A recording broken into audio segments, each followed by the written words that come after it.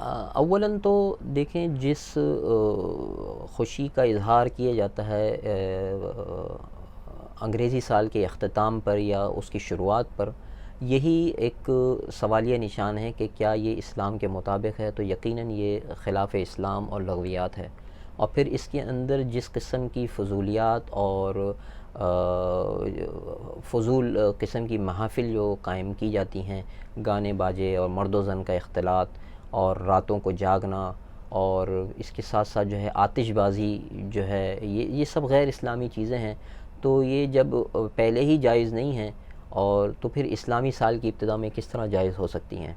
باقی اسلامی سال اگر کسی کو خوشی کا اظہار کرنا ہے تو وہ یہی ہے کہ وہ اپنے پرانے اعمال جو گزشتہ سال کے کیے ہیں، برے ہیں تو اس پر ندامت کرے، اور نیک اعمال کیے ہیں تو اس کی قبولیت کے لیے اللہ تعالیٰ سے دعا کرے، اور سال کے ابتدا میں جیسا کہ دعا بتلائی گئی، یہ دعا پڑھ لیں، اور جو ہے آنے والے سال کے لیے تیاری رکھیں کہ جو ہے ہم اللہ پاک نے جو ہے اس پہ شکر ادا کریں کہ ایک نیا سال ہمیں دیا، نیا موقع دیا، تو اللہ پاک جو ہے اس میں ہمیں نیک اعمال کرنے کی اور گناہوں سے بچنے کی توفیق عطا فرمائیں۔ بس یہی عمل کر لینا خوشی کا اظہار ہے۔ جزاک اللہ خیر صاحب۔